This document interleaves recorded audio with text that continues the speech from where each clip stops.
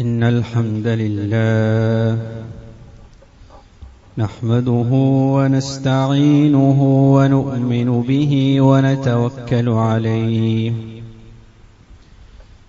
ونعوذ بالله من شرور أنفسنا ومن سيئات أعمالنا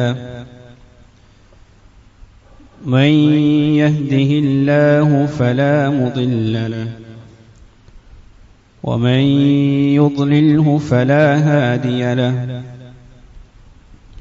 ونشهد أن لا إله إلا الله وحده لا شريك له ونشهد أن محمدا عبده ورسوله أرسله بالهدى ودين الحق ليظهره على الدين كله ولو كره المشركون صلى الله وبارك وسلم تسليما كثيرا كثيرا أما بعد فيا أيها الناس أوصيكم عباد الله ونفسي أولا بتقوى الله فقد قال الله تعالى يا أيها الذين آمنوا اتقوا الله حق تقاته ولا تموتن إلا وأنتم مسلمون وقال أيضا يا أيها الذين آمنوا اتقوا الله وقولوا قولا سديدا يصلح لكم أعمالكم ويغفر لكم ذنوبكم ومن يطع الله ورسوله فقد فاز فوزا عظيما فقد قال الله تعالى وإذ قال موسى لفتاه لا أبرح حتى أبلغ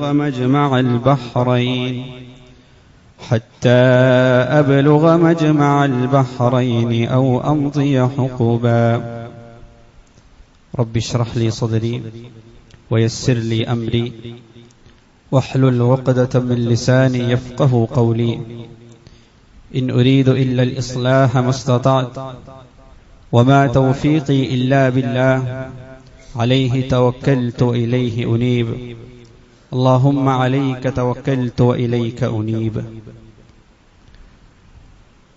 അല്ലാഹു സുബ്ഹാനഹു വ തആലയെ തഖ്വ ചെയ്ത് സൂക്ഷിച്ച് അവന്റെ വിധിവിലക്കുകൾക്ക് ജീവിതത്തിൽ മുൻഗണന കൽപ്പിച്ച് ജീവിതത്തെ ചിട്ടപ്പെടുത്തണമേ എന്ന് ആദ്യമായി ഞാൻ എൻ്റെ നഫ്സിനെയും തുടർന്ന് നിങ്ങൾ ഓരോരുത്തരെയും ഓർമ്മപ്പെടുത്തുകയാണ്, വസിയ്യത്ത് ചെയ്യുകയാണ്. അല്ലാഹു സുബ്ഹാനഹു വ തആല നാം ഏവരെയും അവന്റെ മുത്തഖികളായ സൂക്ഷ്മത പാലിക്കുന്ന സജ്ജനങ്ങളുടെ കൂട്ടത്തിൽ ഉൾപ്പെടുത്തി അനുഗ്രഹിക്കുമാറാകട്ടെ. നമ്മിൽ നിന്ന് വന്നുപോയിട്ടുള്ള പോരായ്മകളും പിഴവുകളും തെറ്റുകുറ്റങ്ങളും അവന്റെ ഫദ്ല് കൊണ്ട്, റഹ്മത്ത് കൊണ്ട്, കാരുണ്യം കൊണ്ട് നാം ഇവർക്കും മാപ്പേക്ക് നൽകുമാറാകട്ടെ. നമ്മിൽ നിന്ന് മരണപ്പെട്ടു പോയവർ, നമ്മളിൽ രോഗം കൊണ്ട് പ്രയാസപ്പെടുന്നവർ, സാമ്പത്തികമായി പ്രയാസപ്പെടുന്നവർ, മറ്റിതര പരീക്ഷണങ്ങൾ അനുഭവിച്ചുകൊണ്ടിരിക്കുന്ന ആളുകൾ, ദുആ കൊണ്ട് വസിയ്യത്ത് ചെയ്തവർ, അല്ലാഹു അവർക്ക് എല്ലാ അർത്ഥത്തിലുള്ള ഐശ്വര്യവും ഖൈറും പ്രദാനം ചെയ്യുമാറാകട്ടെ. വിശുദ്ധ ഖുർആനിൽ വളരെയധികം പരാമർശിക്കപ്പെട്ട ഒരു പ്രവാചകനാണ് മൂസ അലൈഹിസ്സലാം. മൂസ അലൈഹിസ്സലാമയുടെ ചരിത്രത്തിന്റെ ഏറ്റവും വലിയൊരു പ്രത്യേകതയായി ചൂണ്ടിക്കാണിക്കപ്പെടാറുള്ളത് വിശുദ്ധ ഖുർആനിന്റെ പല ഭാഗങ്ങളിലും അദ്ദേഹത്തിന്റെ ചരിത്രം പലകുറി വിവിധ രൂപത്തിൽ ആവർത്തിക്കപ്പെടാറുണ്ട് എന്നുള്ളതാണ്. അതുകൊണ്ട് തന്നെ വിശുദ്ധ ഖുർആനിൽ ഏറ്റവും കൂടുതൽ പേര് പരാമർശിക്കപ്പെട്ട പ്രവാചകൻ ഏതാണെന്ന് ചോദിച്ചാൽ അത് മൂസ അലൈഹിസ്സലാമയാണ്. എന്നാൽ മൂസ അലൈഹിസ്സലാമയുടെ ഒരു ചരിത്ര സംഭവം അത് വിശുദ്ധ ഖുർആനിൽ ഒരിടത്ത് മാത്രമാണ് പ്രതിപാദിക്കപ്പെട്ടിട്ടുള്ളത്. അതിന്റെ ഒരു സൂചന പോലും മറ്റെവിടെയും ഖുർആൻ കൊണ്ടുവരുന്നതായി നമുക്ക് കാണാൻ കഴിയുകയില്ല. അത് സൂറത്തുൽ കഹ്ഫിൽ അല്ലാഹു സുബ്ഹാനഹു വ തആല പ്രതിപാദിച്ച മൂസ അലൈഹിസ്സലാമയുടെ ഒരു ചരിത്ര സംഭവമാണ്.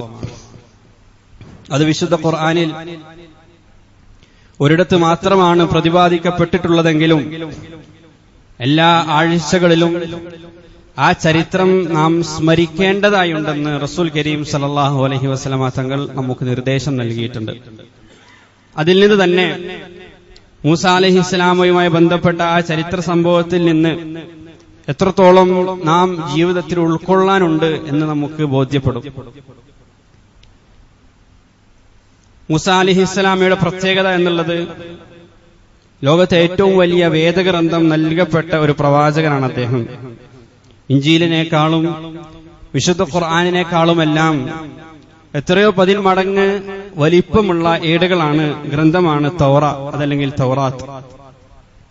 ആ തൗറാത്ത് നൽകപ്പെട്ടിരിക്കുന്നത് മൂസ അലൈഹിസ്സലാമക്കാണ്.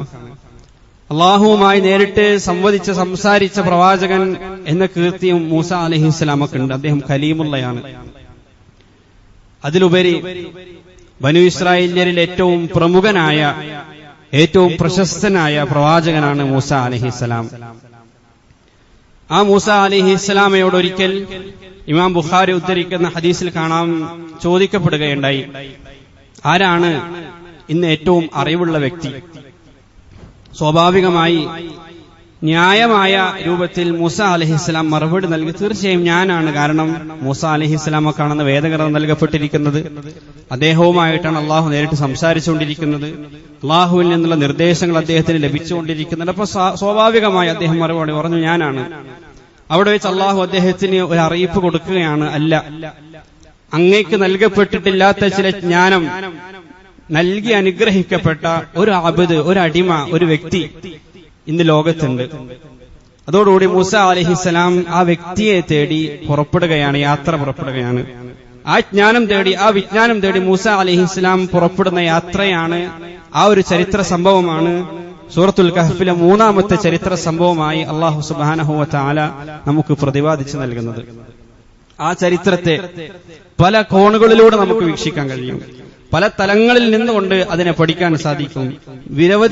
അനവധി പാഠങ്ങൾ നമ്മുടെ ജീവിതത്തിലേക്ക് അതിൽ നിന്ന് എടുക്കാൻ കഴിയും. എന്നാൽ അതിൽ നിന്ന് ഒരൊറ്റ തലത്തിലുള്ള ഒരു വായന മാത്രമാണ് ഇന്ന് പങ്കുവെക്കാൻ ആഗ്രഹിക്കുന്നത്.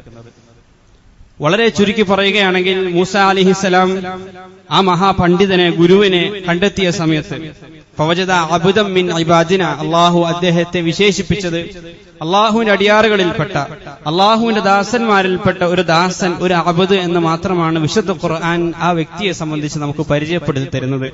മുഫസ്സിരീങ്ങളിൽ ബഹുഭൂരിപക്ഷം ആളുകളും അത് ഖിദർ അലൈഹിസ്സലാമാണ് എന്ന് പറഞ്ഞതായി നമുക്ക് കാണാൻ കഴിയും.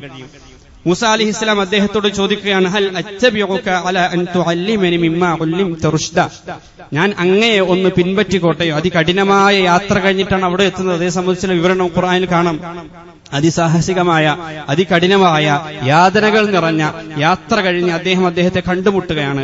ആ സമയത്ത് മൂസ അലൈഹിസ്സലാം ചോദിക്കുകയാണ് എളിമയോടുകൂടി, ഹൽ അത്തബിഉക, ഞാൻ ഒന്ന് അങ്ങയെ പിൻപറ്റിക്കോട്ടെയോ? അലാ അൻ തുഅല്ലിമനി മിമ്മാ ഉല്ലിംത റുഷ്ദ, അങ്ങേക്ക് നൽകപ്പെട്ട ജ്ഞാനത്തിൽ നിന്ന് ചിലത് അങ്ങ് എനിക്ക് പഠിപ്പിച്ചു നൽകാൻ ഞാൻ അങ്ങയെ പിൻപറ്റിക്കോട്ടെയോ എന്ന് ചോദിക്കുകയാണ്. ആ സമയത്ത് ആ അധ്യാപകൻ മൂസ അലൈഹിസ്സലാമക്ക് കൊടുക്കുന്ന മറുപടി, താങ്കൾ ഇതിനൊരിക്കലും യോഗ്യനല്ല എന്ന മറുപടിയാണ്.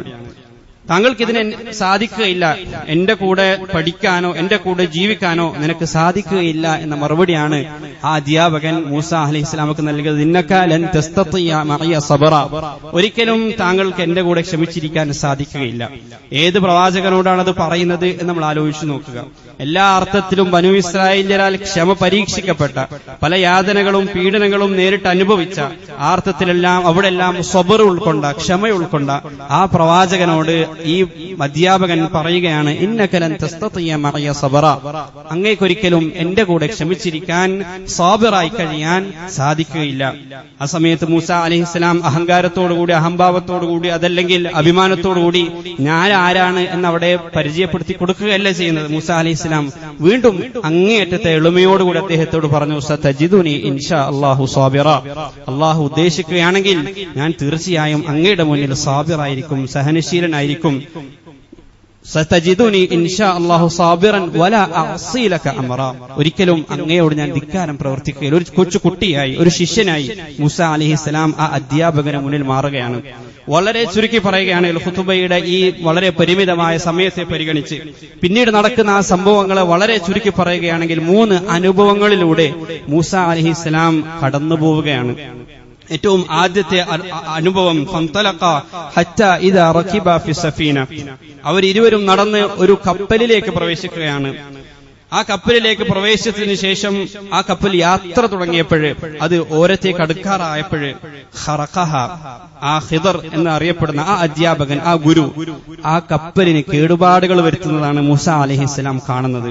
അദ്ദേഹത്തിന് അതിലുള്ള യുക്തി ഒരിക്കലും മനസ്സിലാകുന്നില്ല. അദ്ദേഹം ചോദിക്കുകയാണ്, അഖറഖതഹ ലിതുഗ്രിഖ അഹ്ലഹ, ആദ്യമേ ഈ അധ്യാപകൻ മൂസ അലൈഹിസ്സലാമിയോട് പറഞ്ഞിട്ടുണ്ട്, നീ എന്റെ കൂടെ നടക്കാൻ ഉദ്ദേശിക്കുന്നുണ്ടെങ്കിൽ, എന്റെ കൂടെ സഹവസിക്കാൻ ഉദ്ദേശിക്കുന്നുണ്ടെങ്കിൽ, ലാ തസ്അൽനി അൻ ഷൈഇൻ, ഒന്നിനെ പറ്റിയും എന്നോട് ചോദിക്കരുത്, ഹത്താ ഉഹ്ദിസ ലക മിൻഹു ദിക്റ, നിന്നോട് പറയപ്പെടുന്നത് വരെ ക്ഷമയാവലംബിച്ച് എന്റെ കൂടെ കഴിയാൻ നീ തയ്യാറാകണം. പക്ഷേ മൂസ അലൈഹിസ്സലാം അത് മറന്നുപോയി. അദ്ദേഹം ചോദിക്കുകയാണ്, എന്തിനാണ് പാവങ്ങളായ മത്സ്യത്തൊഴിലാളികളുടെ ആ കപ്പൽ എന്തിനാണ് അങ്ങ് കേടുവരുത്തുന്നത്? മാത്രമല്ല അവർ നമുക്ക് വലിയൊരു ഉപകാരമാണ് ചെയ്തത്. യാതൊരു വിധത്തിലുള്ള കൂലിയും വാങ്ങാതെ സൗജന്യമായി മറുകരയിലേക്ക് എത്തിക്കാൻ അവർ തയ്യാറായി. ആ ഉപകാരത്തിന് പ്രത്യുപകാരം ചെയ്യുന്നതിന് പകരം അങ്ങ് ഇത്ര വലിയ ഉപദ്രവമാണോ അവർക്ക് വരുത്തിവെക്കുന്നത്? തീർച്ചയായും വളരെ ഗുരുതരമായ ഒരു തെറ്റാണ് അങ്ങ് ചെയ്തിരിക്കുന്നത്. പക്ഷേ അദ്ദേഹം ആ മറുപടി ആവർത്തിച്ചു, അലം അഖുൽ ലക ഇന്നക ലൻ തസ്തതിയ മഅയ സബറ, ഞാൻ പറഞ്ഞിരുന്നതല്ലേ നിനക്ക് എന്റെ കൂടെ ജീവിക്കാൻ സാധിക്കുകയില്ല, ക്ഷമ അവലംബിക്കാൻ സാധിക്കുകയില്ല എന്നുള്ളത്.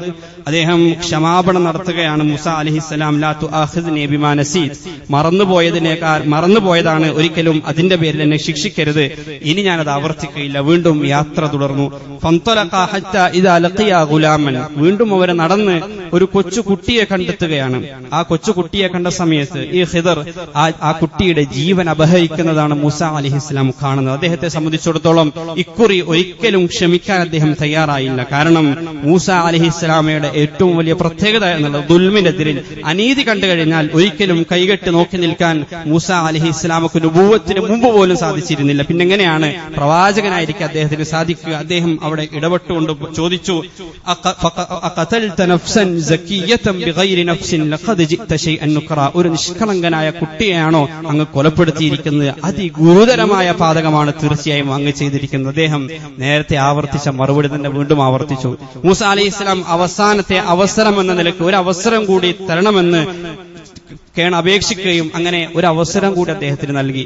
വീണ്ടും അവർ യാത്ര തുടർന്നു. ഫന്തലഖ ഹത്താ ഇദാ അതയ അഹ്ല ഖരിയ, വീണ്ടും അവർ നടന്ന് ഒരു ഗ്രാമത്തിലേക്കെത്തി.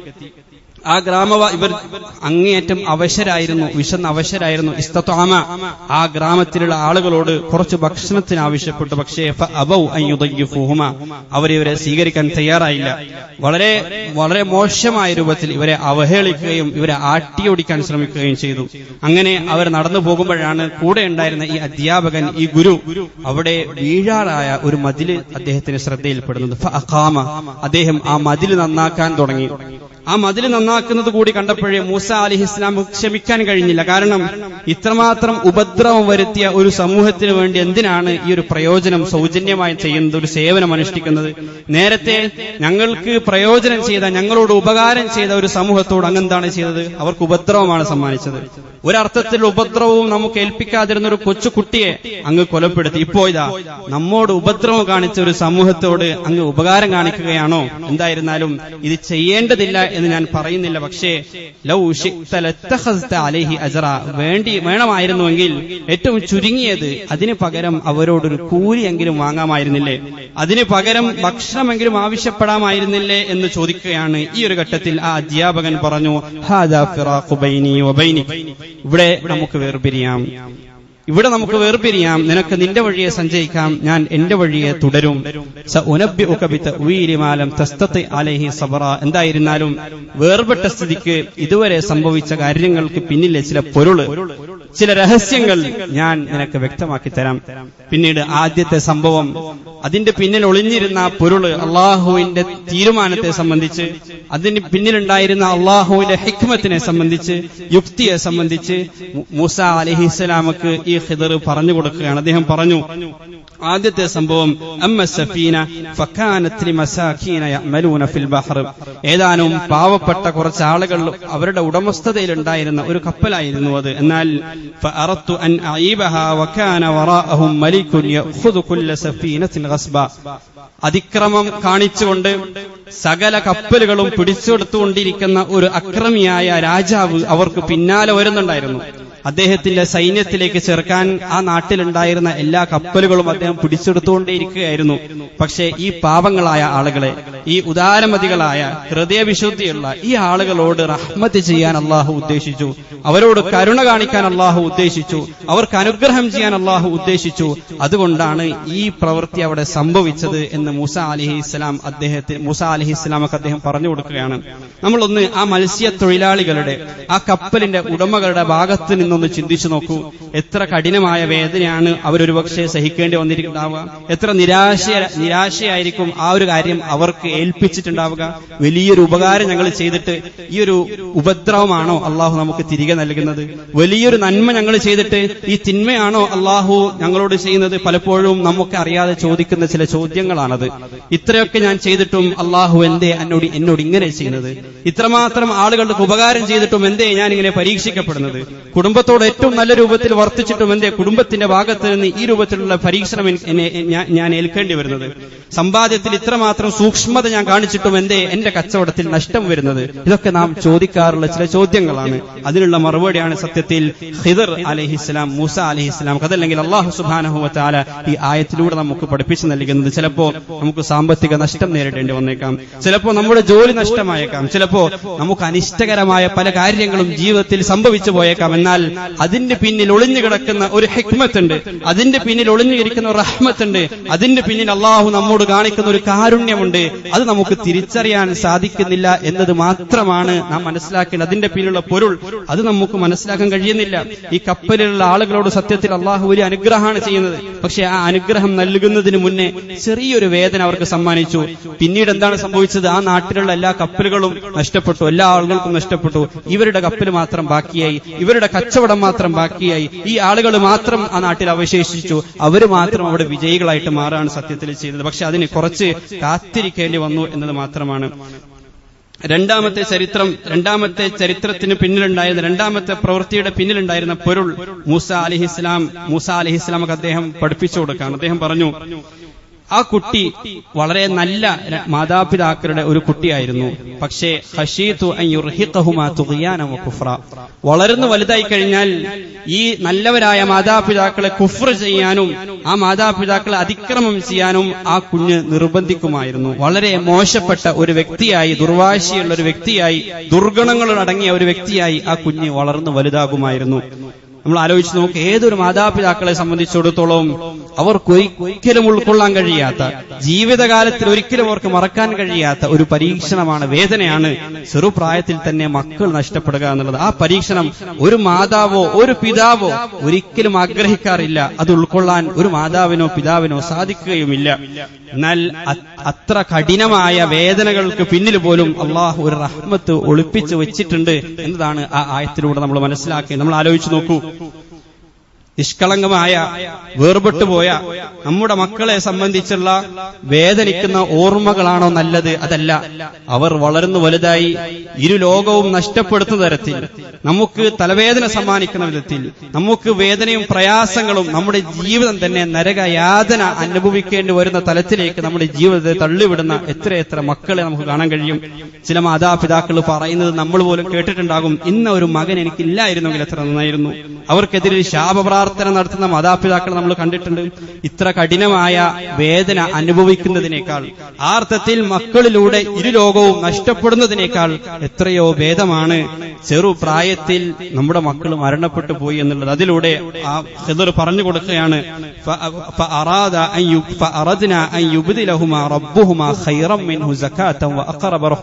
ഒരിക്കലും അള്ളാഹു അതിനവർക്ക് പകരം നൽകാതിരിക്കുകയില്ല. അതിനേക്കാൾ കുടുംബബന്ധം ചേർക്കുന്ന, അതിനേക്കാൾ പരിശുദ്ധനായ ഒരു കുട്ടിയെ അള്ളാഹു അവർക്ക് പകരം നൽകാൻ ഇച്ഛിച്ചു, ആഗ്രഹിച്ചു. അതുകൊണ്ടാണ് ഈ കുഞ്ഞിനെ ചെറുപ്രായത്തിൽ തന്നെ തിരികെ എടുത്തത്. ഈ കുഞ്ഞിനെ സംബന്ധിച്ചിടത്തോളം ആ കുഞ്ഞിനും അത് തന്നെയാണ് ഖൈർ. കാരണം നിഷ്കളങ്കനായിരിക്കെ തന്നെ പരലോകത്തെത്തിച്ചേരാൻ, അതിലൂടെ സ്വർഗാവകാശിയെ മാറാൻ ആ കുഞ്ഞിനും സാധിച്ചു എന്നുള്ളതാണ്. നമുക്കറിയാം, അല്ലാഹു സുബ്ഹാനഹു വ തആല നമ്മുടെ ജീവിതത്തിൽ നിന്ന് എന്തെങ്കിലും എടുത്തിട്ടുണ്ടെങ്കിൽ അതിൽ നമ്മൾ സാബിറായി കഴിഞ്ഞാൽ, അള്ളാഹുവിനെ കുറിച്ച് നല്ല വിചാരം വെച്ച് പുലർത്തി കഴിഞ്ഞാൽ, അള്ളാഹുവിനെ കുറിച്ച് നല്ല പ്രതീക്ഷ വെച്ച് പുലർത്തി കഴിഞ്ഞാൽ, തീർച്ചയായും അതിനേക്കാൾ എത്രയോ ഭേദമായത് അള്ളാഹു നമ്മൾക്ക് പകരം നൽകും എന്നത് റസൂൽ കരീം സല്ലല്ലാഹു അലൈഹി വസല്ലമ തങ്ങൾ നമുക്ക് നൽകുന്ന വാഗ്ദാനമാണ്. പ്രവാചകൻ പറയുകയുണ്ടായി, ഏതെങ്കിലും ഒരു അടിമക്ക് ഒരു പ്രയാസം വന്നു, ആ സമയത്ത് അടിമ പറയുകയാണ്, ഇന്നാ ലില്ലാഹി വ ഇന്നാ ഇലൈഹി റാജിഊൻ, അല്ലാഹുമ്മ അജിർനി ഫീ മുസീബത്തി, അല്ലാഹുവേ ഈ വേദന കാരണം നീ എനിക്ക് പ്രതിഫലം നൽകണമേ, വഖ്ലുഫ് ലി ഖൈറൻ മിൻഹാ, എനിക്ക് ഇതിനേക്കാൾ നല്ലത് എനിക്ക് നീ പകരം നൽകണമേ എന്ന് ഒരു അടിമ പ്രാർത്ഥിക്കുകയാണെങ്കിൽ, ഒരു മനുഷ്യൻ പ്രാർത്ഥിക്കുകയാണെങ്കിൽ, ഇല്ല അഖ്ലഫല്ലാഹു ലഹു ഖൈറൻ മിൻഹാ, അതിനേക്കാൾ ഉത്തമമായത് അള്ളാഹു ഒരിക്കലും അയാൾക്ക് നൽകാതിരിക്കുകയില്ല എന്നുള്ളതാണ്. ഉമ്മു സലമ റളിയല്ലാഹു അൻഹ അവരുടെ പ്രിയങ്കരനായ ഭർത്താവ് അബൂ സലമ റളിയല്ലാഹു അൻഹു വഫാത്തായപ്പോഴ്,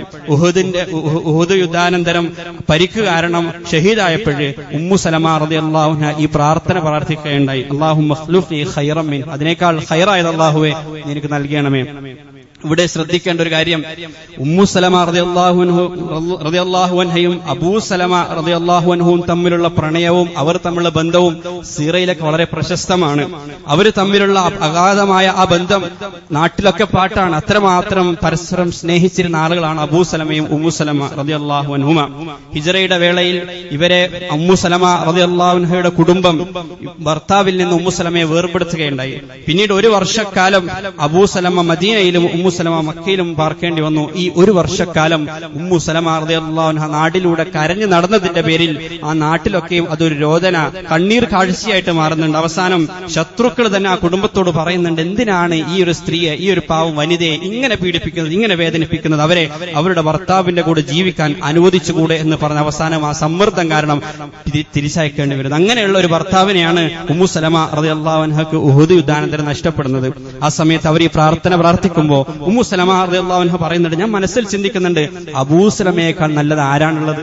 അബൂ സലമയേക്കാൾ നല്ല ആരെ എനിക്ക് ലഭിക്കാനില്ല. പക്ഷേ പ്രവാചകൻ പഠിപ്പിച്ചതുകൊണ്ട് ആ പ്രാർത്ഥന ഞാൻ പ്രാർത്ഥിക്കുന്നു. പിന്നീട് എന്ത് സംഭവിച്ചു നമുക്ക് ചരിത്രത്തിൽ കാണാം. ഉമ്മു സലമ റളിയല്ലാഹു അൻഹ പ്രവാചകന്റെ പ്രിയ പത്നിയായിട്ട് മാറുന്നുണ്ട്, ഉമ്മുൽ മുഅ്മിനീനായിട്ട് മാറുന്നുണ്ട്. നമ്മുടെയൊക്കെ മാതാവായി ഉമ്മു സലമ റളിയല്ലാഹു അൻഹ മാറി എന്ന് മാത്രമല്ല, അവർക്ക് അല്ലാഹു വലിയ ഹിക്മത്ത് നൽകി അനുഗ്രഹിച്ചു. ഹുദൈബിയ സന്ധിയുടെ വേളയിൽ അതികഠിനമായ വേദന കാരണം സഹാബാക്കൾ പോലും, പ്രവാചകന്റെ അടുത്ത സഹാബാക്കൾ പോലും, അനുചരന്മാർ പോലും അള്ളാഹുവിന്റെ റസൂലിന്റെ കൽപ്പന അനുസരിക്കാൻ മടി കാണിച്ച ഘട്ടത്തിൽ തലമുണ്ടനം ചെയ്യാൻ അള്ളാഹുവിന്റെ റസൂൽ കൽപ്പിച്ചപ്പോഴേ ആരും തലമുണ്ടനം ചെയ്യാൻ തയ്യാറായില്ല. ആ ഒരു ഘട്ടത്തിൽ റസൂൽ സല്ലല്ലാഹു അലൈഹി വസല്ലമ തങ്ങൾ നിരാശനായി വേദനയോടുകൂടി അന്ന് പോകുന്നത് ഉമ്മു സലമ റളിയല്ലാഹു അൻഹ അടുക്കലേക്കാണ്. അന്ന് ഉമ്മു സലമ റളിയല്ലാഹു അൻഹയാണ് പ്രവാചകന്റെ കൂടെ യാത്രയിലുണ്ടായിരുന്നത്. ഉമ്മു സലമ റളിയല്ലാഹു അൻഹയാണ് പ്രവാചകന് ഒരു ഉപദേശം കൊടുക്കുന്നത്, അങ്ങ് അവരോടൊന്നും കൽപ്പിക്കേണ്ടതില്ല, മറിച്ച് അങ്ങ് സ്വയം അങ്ങയുടെ മുടി വടിക്കുക. അത് കേട്ട് റസൂൽ സല്ലല്ലാഹു അലൈഹി വസല്ലം ആ അഭിപ്രായം സ്വീകരിക്കുകയും അങ്ങനെ പ്രവർത്തിക്കുകയും ചെയ്തു. ഇത് കണ്ടപ്പോഴേ സഹാബാക്കൾക്ക് ആർക്കും അടങ്ങി നിൽക്കാൻ കഴിഞ്ഞില്ല. റസൂൽ സല്ലല്ലാഹു അലൈഹി വസല്ലം തങ്ങൾ ഒരു കാര്യം ചെയ്യുന്നത് കാണുമ്പോൾ അത് അനുകരിക്കാതിരിക്കാൻ പ്രവാചകന്റെ പ്രിയ സഹാബാക്കൾക്ക് ഒരിക്കലും സാധിക്കുമായിരുന്നില്ല. അവരൊക്കെ ആ നിമിഷം തന്നെ അവരുടെ തലമുണ്ടനം ചെയ്തു എന്നുള്ളതാണ് ഉമ്മു സലമ റളിയല്ലാഹു അൻഹ ആയിരുന്നതിന് കാരണം. ഇത്രമാത്രം വലിയ ചരിത്ര പ്രസിദ്ധിയായ ഒരു വനിതയായിട്ട് ഉമ്മു സലമ റളിയല്ലാഹു അൻഹ മാറാണ്. എന്തുകൊണ്ടാണ്? അള്ളാഹുവിൽ ശുഭാപ്തി വിശ്വാസം വെച്ച് പുലർത്തി. എത്ര കഠിന കഠിനമായ വേദനയിലും അള്ളാഹുവിന്റെ അടിമയാണ് ഞാൻ, അള്ളാഹുവിന്റെ ആബുദാണ് ഞാൻ, പരമമായ തീരുമാനമെടുക്കുന്നവൻ എന്റെ റബ്ബാണ്, അതിനപ്പുറത്ത് അള്ളാഹുവിന്റെ ഒരു മാസ്റ്റർ പ്ലാൻ ഉണ്ട് എന്ന കൃത്യമായ ബോധ്യമാണ് വിശ്വാസികളെയും അവിശ്വാസികളെയും വ്യത്യസ്തരാക്കുന്നത്, വേർതിരിക്കുന്നത് എന്ന് നമ്മൾ മനസ്സിലാക്കേണ്ടതായിട്ടുണ്ട്. മൂന്നാമത്തെ ചരിത്രം അതിന്റെ പൊരുള് ഖിദർ അലൈഹിസ്സലാം മൂസ അലൈഹിസ്സലാമുക്ക് പറഞ്ഞു കൊടുക്കുകയാണ്. മൂന്നാമത്തെ ചരിത്രം എന്നുള്ളത്, ആ നാട്ടിലുള്ള ആളുകൾ വളരെ മോശക്കാരായിരുന്നുവെങ്കിലും ഞാൻ നേരെയാക്കിയ ആ മജില്, ആ സ്ഥലം, അത് യതീമായ 2 മക്കളുടെ സ്ഥലമായിരുന്നു. വക്കാന അബൂഹുമാ സാലിഹ, അവരിരുവരുടെയും പിതാവ് സാലിഹായ നല്ലൊരു മനുഷ്യനായിരുന്നു. ആ പിതാവ് മരണപ്പെട്ടു പോയി. ആ പിതാവ് അവർക്ക് വേണ്ടി വലിയ ഒരു സമ്പാദ്യം ആ മതിലിന് കീഴിൽ ഒളിച്ചു വെച്ചിട്ടുണ്ടായിരുന്നു. ആ സമ്പാദ്യം ഇപ്പോഴേ ആ നാട്ടിലുള്ള ആളുകളുടെ മുന്നിൽ പ്രത്യക്ഷപ്പെട്ടു കഴിഞ്ഞാൽ ആ വാലിമീങ്ങളായ അക്രമകാരികളായ ആളുകൾ തീർച്ചയായും അത് മുഴുവൻ എടുക്കും, അവർക്കൊരിക്കലും ഉപകാരപ്പെടുകയില്ല. എന്നല്ല, ഈ കുട്ടികളെ സംബന്ധിച്ചിടത്തോളം ആ കുട്ടികൾക്കും ഇതിപ്പോ ഉപകാരപ്പെടുന്നതിനേക്കാൾ ഏറ്റവും നല്ല രൂപത്തിൽ ഉപകാരപ്പെടുക അവരുടെ വലിയ പ്രായത്തിലാണ്.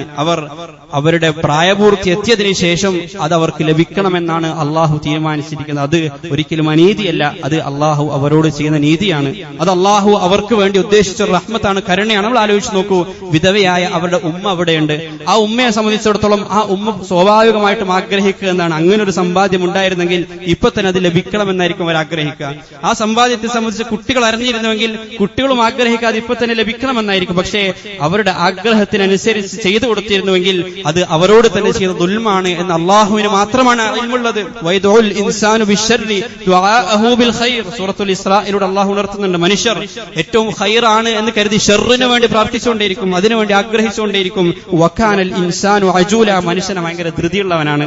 കാര്യങ്ങളെ സഹാനുഭൂതിയോടുകൂടി സഹനതയോടുകൂടി കാര്യങ്ങളെ ഉൾക്കൊള്ളാൻ അവർക്ക് സാധിക്കുകയില്ല. ആ ധൃതി കാരണം എന്തെങ്കിലും ഒരു കാര്യം ആഗ്രഹിക്കും, അതെനിക്ക് ഇപ്പൊ കിട്ടണം, അതെനിക്കിപ്പോ ലഭിച്ചേ തീരൂ, അതിനുവേണ്ടി അവർക്ക് അതിയായി ആഗ്രഹിക്കും. പക്ഷേ അത് ഷർറാണ് എന്ന് അവരുടെ റബ്ബിനറിയാം. അതുകൊണ്ട് ആ റബ്ബ് അവർക്ക് നൽകാതിരിക്കും.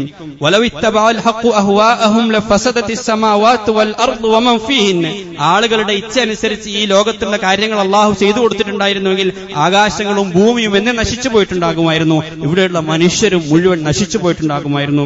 ചെറിയൊരു കുട്ടിയെ നമ്മൾ ആലോചിച്ച് നോക്കൂ, ചെറിയ കുട്ടികൾ ആഗ്രഹിക്കുന്നതൊക്കെ നമ്മൾ ചെയ്തു കൊടുത്തിരുന്നുവെങ്കിൽ അത് അവരുടെ ജീവൻ തന്നെ അപകടത്തിലാക്കുമായിരുന്നു. അവർ ചിലപ്പോൾ കത്തിക്ക് വേണ്ടി ചോദിക്കും.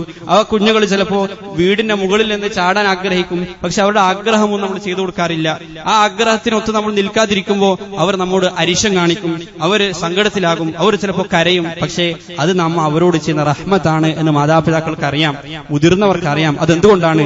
ആ ഇൽമിലുള്ള അറിവിലുള്ള വ്യത്യാസമാണ്. ഇത് ഷർറാണ് എന്ന കാര്യം മാതാപിതാക്കൾക്ക് അറിയാം. അങ്ങനെയാണെങ്കിൽ നമ്മുടെ ഇൽമും അള്ളാഹുവിന്റെ ഇൽമും എവിടെ കിടക്കും നമ്മൾ ആലോചിച്ച് നോക്കുക. എല്ലാം അറിയുന്ന, പരിമിതികളില്ലാത്ത പരിപൂർണനായ അറിവിന്റെ ഉടമസ്ഥനായ അലീമായ അള്ളാഹുവിന്റെ ആ ഇൽമും നമ്മുടെ ഇൽമും എവിടെ കിടക്കുന്നു? നമ്മുടെ അറിവില്ലായ്മ വെച്ചൊരിക്കലും അള്ളാഹുവിന്റെ തീരുമാനങ്ങളെ നമ്മൾ ചോദ്യം ചെയ്യാൻ നിൽക്കരുത്. നമ്മുടെ ജഹാലത്ത് വെച്ചുകൊണ്ട് അള്ളാഹുവിന്റെ തീരുമാനങ്ങൾ നമ്മൾ കുറ്റം പറയരുത്. അതിൽ നമ്മൾ പ്രതീക്ഷയുള്ളവരായിട്ട് മാറുക. അതിന്റെ പിന്നിലുള്ള റഹ്മത്തിനെ കുറിച്ച് നമ്മൾ ഓർക്കുക. തീർച്ചയായും അള്ളാഹു അതിലൂടെ നമുക്ക് വലിയൊരു റഹ്മത്ത് കണ്ടിട്ടുണ്ട് എന്ന് നമ്മൾ മനസ്സിലാക്കുക. ഇന്നല്ലാഹ അലീമുൻ ഹക്കീം, ഖുർആനിൽ പലകുറി ആവർത്തിക്കുന്ന അള്ളാഹുവിന്റെ 2 വിശേഷണങ്ങളാണ്. അള്ളാഹു അലീം മാത്രമല്ല, അള്ളാഹു ഹക്കീം കൂടിയാണ്. അള്ളാഹു നിങ്ങളുടെ വേദന അറിയുന്നുണ്ട്, അള്ളാഹു നിങ്ങളുടെ ആഗ്രഹങ്ങൾ അറിയുന്നുണ്ട്, അള്ളാഹു നിങ്ങളുടെ സ്വപ്നങ്ങൾ കേൾക്കുന്നുണ്ട്. അവൻ അലീമാണ്, പക്ഷേ അവൻ ഹക്കീം കൂടിയാണ്. അത് എപ്പോ നൽകണം, അത് ഏത് അളവിൽ നൽകണം, അത് നൽകേണ്ടതുണ്ടോ, അത് നൽകാതിരിക്കണോ എന്നതിനെ സംബന്ധിച്ചുള്ള പൂർണ്ണമായ ഹിക്മത്തുടയവൻ അത് അള്ളാഹുവാണ്. ഇന്നല്ലാഹ അലീമുൻ ഹക്കീം. അതുകൊണ്ടാണ് അള്ളാഹു ചിലപ്പോൾ ചില കാര്യങ്ങൾ നമുക്ക് ഇപ്പൊ സാധിപ്പിച്ചു തരാത്തത്.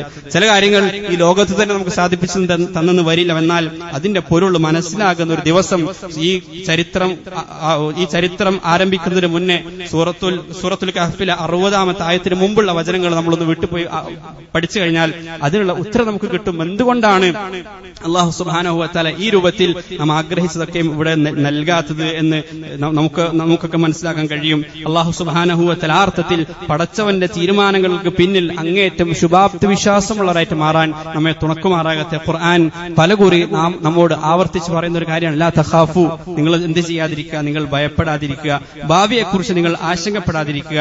ലാ തഹ്സനു, നിങ്ങൾ സങ്കടപ്പെടാതിരിക്കുക. ലാ തൈഅസു, നിങ്ങൾ നിരാശരാകാതിരിക്കുക. ലാ തഹിനു, നിങ്ങൾ ദുർബലരാകാതിരിക്കുക. നിങ്ങൾ ശക്തരാവുക, നിങ്ങൾ ശുഭാപ്തി വിശ്വാസമുള്ളവരാവുക, അള്ളാഹുവിൽ പ്രതീക്ഷയുള്ളവരാവുക. വിശ്വസിക്കുന്നവരാകുക. മൻ ആമന ബില്ലാഹി വൽ യൗമിൽ ആഖിരി വഅമില സാലിഹാ ഫലഹും അജ്റുഹും ഇൻദ റബ്ബിഹിം വലാ ഖൗഫുൻ അലൈഹിം വലാ ഹും യഹ്സനൂൻ. ആരാണോ അല്ലാഹുവിൽ വിശ്വസിക്കേണ്ടതുപോലെ വിശ്വസിക്കുന്നത്, വൽ യൗമിൽ ആഖിർ പരലോകത്തിൽ വിശ്വസിക്കുന്നത്, ആ പരലോകമാണ് പരിപൂർണാർത്ഥത്തിലുള്ള നീതി നടപ്പിലാക്കപ്പെടുന്ന, നീതി പൂർണ്ണമാകുന്ന ഒരു ഘട്ടം, ഒരു ദിനം. അത് ഖിയാമത്ത് നാളാണ്, പരലോകത്തിലുള്ള ദിനമാണ് എന്ന ആ ദൃഢബോധ്യമാണ് ശുഭാപ്തി വിശ്വാസമുള്ളവരാകാൻ മുഅ്മിനീങ്ങളെ പ്രേരിപ്പിക്കുന്നത്. മൻ ആമന ബില്ലാഹ്, എല്ലാ കാര്യങ്ങൾക്കും പിന്നിലും അല്ലാഹുവിന്റെ കരങ്ങളുണ്ട് എന്നുള്ള ബോധ്യം, വൽ യൗമിൽ ആഖിർ ഒരു പരലോകമുണ്ടെന്ന ബോധ്യം, വഅമില സാലിഹൻ ഇതോടുകൂടി അവർ നല്ല കർമ്മങ്ങളിൽ ഏർപ്പെട്ടുകൊണ്ടേയിരിക്കും, സൽക്കർമ്മങ്ങളിൽ അവർ മുന്നേറിക്കൊണ്ടേയിരിക്കും. കഴിഞ്ഞ കാലത്തെ ഓർത്ത് അവർ നിരാശപ്പെടുകയില്ല. ഇനിയുള്ള കാലത്തിൽ അങ്ങേയറ്റം പ്രതീക്ഷ അർപ്പിച്ചുകൊണ്ട് അവർ നന്മകളിൽ, നല്ല കർമ്മങ്ങളിൽ മുന്നേറിക്കൊണ്ടേയിരിക്കും. ഫലഹും അജ്റുഹും ഇൻദ റബ്ബിഹിം വലാ ഖൗഫുൻ അലൈഹിം വലാ ഹും യഹ്സനൂൻ. അത്തരം ആളുകൾക്കാണ് വരും കാലത്തെ സംബന്ധിച്ച് ഭയമില്ലാതെ ജീവിക്കാൻ സാധിക്കുക. അത്തരം ആളുകൾക്കാണ് കഴിഞ്ഞ കാലത്തെ കുറിച്ച് ഓർത്ത് ദുഃഖിച്ച് അതിൽ ഡിപ്രഷൻ അടിച്ച് കഴിയാതെ ജീവിക്കാൻ സാധിക്കുക. റസൂൽ സല്ലല്ലാഹു അലൈഹി വസല്ലം തങ്ങൾ പറയുന്നുണ്ട്, ഫഇന്ന ലൗ മിൻ അമലി ശൈത്താൻ. ലൗ എന്നുള്ളത് പിശാചിന്റെ പണിയാണ്. അങ്ങനെ സംഭവിച്ചിട്ടുണ്ടായിരുന്നുവെങ്കിൽ ഇങ്ങനെ സംഭവിക്കുമായിരുന്നു, ഇങ്ങനെ സംഭവിച്ചിട്ടില്ലായിരുന്നുവെങ്കിൽ ഇങ്ങനെ സംഭവിക്കില്ലായിരുന്നു. ഇങ്ങനെ കഴിഞ്ഞ കാലത്തെ കുറിച്ചോർത്ത് അവിടെ തന്നെ ജീവിക്കുക എന്നുള്ളത് അത് പിശാചിന്റെ പണിയാണ്. അത് നമ്മളെ പിന്നോട്ടാണ് വലിക്കുക. വിശ്വാസികളെ സംബന്ധിച്ചിടത്തോളം അവർ അള്ളാഹുവിൽ വിശ്വാസമർപ്പിച്ചുകൊണ്ട് കരുത്തോടുകൂടി മുന്നേറുന്നവരാണ്. ഒരു വർഷം ഇവിടെ തീരുമ്പോഴേ ഈ വർഷത്തിൽ നമുക്ക് സംഭവിച്ച ഒരുപാട് പിഴവുകൾ ഉണ്ടാകും, പോരായ്മകൾ ഉണ്ടാകും. അതിൽ നിന്ന് തിരിച്ചറിവ് ഉൾക്കൊണ്ട്, അതിൽ നിന്ന് പാഠം ഉൾക്കൊള്ളുകൊണ്ട് ഇനി വരുന്ന വർഷത്തെ, ഇനി വരുന്ന ദിവസങ്ങളെ, ഇനി വരുന്ന മാസങ്ങളിൽ അങ്ങേയറ്റം പ്രതീക്ഷ അർപ്പിച്ച് നമുക്ക് മുന്നോട്ട് പോകാൻ കഴിയണം. അതാണ് വിശ്വാസികളെ സംബന്ധിച്ചിടത്തോളം അവർക്ക് ഏറ്റവും നല്ലതായിട്ടുള്ളത്. ഏതൊരു മനുഷ്യനും ജീവിതത്തിൽ പ്രയാസങ്ങളുണ്ട്. എല്ലാ മനുഷ്യരും ജീവിതത്തിൽ പല വിധത്തിലുള്ള പ്രതിസന്ധികളും പ്രതിബന്ധങ്ങളും ആ അർത്ഥത്തിലുള്ള യാതനകളും അനുഭവിക്കുന്നുണ്ട്. പരീക്ഷണങ്ങളില്ലാത്ത, പരിഭവങ്ങളില്ലാത്ത, ബുദ്ധിമുട്ടുകളും പ്രയാസങ്ങളും ഇല്ലാത്ത ഒരു മനുഷ്യനെ പോലും നമുക്ക് ലോകത്ത് കാണാൻ കഴിയില്ല. എല്ലാ ആളുകൾക്കും പ്രയാസങ്ങളും പ്രശ്നങ്ങളുണ്ട്. പക്ഷേ വിശ്വാസികളും വിശ്വാസമില്ലാത്തവരും തമ്മിൽ വലിയ അന്തരമുണ്ടാകും. വിശ്വാസമുള്ളവരെ സംബന്ധിച്ചിടത്തോളം അവർ അപ്പോഴും സന്തുഷ്ടരായി അതിൽ സാബിരീങ്ങളായി കഴിയാൻ അവർക്ക് സാധിക്കും. അതിനെ നാം പരിശീലിക്കേണ്ടതായിട്ടുണ്ട്. അത് അനുഭവത്തിലൂടെ മാത്രമാണ് നമുക്ക് സാധിക്കുക. ആ അർത്ഥത്തിൽ നാം കാണുന്നതിനപ്പുറത്തുള്ള ചില കാണാപ്പുറങ്ങളുണ്ട് എന്ന് നമ്മൾ തിരിച്ചറിയുക. നാം കേട്ടത് മാത്രമല്ല, നാം കേട്ട കാര്യങ്ങൾക്കും നാം കേൾക്കാത്ത ചില വശങ്ങളുണ്ട് എന്ന് നമ്മൾ മനസ്സിലാക്കുക. നാം അറിഞ്ഞതിനപ്പുറത്ത് നമുക്കറിയാത്ത ഒരുപാട് കാര്യങ്ങൾ ഈ ലോകത്ത് നടന്നുകൊണ്ടിരിക്കുന്നുണ്ട്. നാം വളരെ നെഗറ്റീവാണെന്ന് കരുതുന്നത് ചിലപ്പോൾ വളരെ പോസിറ്റീവ് ആയിരിക്കാം. നമ്മൾ പോസിറ്റീവ് ആണെന്ന് കരുതുന്നത് നെഗറ്റീവായിട്ട് മാറും. അല്ലാഹു സുബ്ഹാനഹു വ തആല ആ അർത്ഥത്തിൽ അല്ലാഹുവിൽ ബരമേൽപ്പിച്ചുകൊണ്ട്, അല്ലാഹുവിന്റെ ഖലാഇൽ, അല്ലാഹുവിന്റെ തീരുമാനങ്ങളിൽ സന്തുഷ്ടി പ്രകടിപ്പിച്ചുകൊണ്ട്, അതിൽ തൃപ്തി പ്രകടിപ്പിച്ചുകൊണ്ട്, ഖാനിതീങ്ങളായിക്കൊണ്ട് യഥാർത്ഥ അടിമകളായി, അടിയാറുകളായി ജീവിക്കാൻ, താഴ്മയോടുകൂടി ജീവിക്കാനുള്ള മഹാഭാഗ്യം അല്ലാഹു സുബ്ഹാനഹു വ തആല നമുക്ക് നൽകുമാറാകട്ടെ. അതിനുള്ള കരുത്തും സബറും സഹനതയും അല്ലാഹു നമുക്ക് നൽകി അനുഗ്രഹിക്കുമാറാകട്ടെ. വആഖിറു ദുആഇ അൽഹംദുലില്ലാഹി റബ്ബിൽ ആലമീൻ.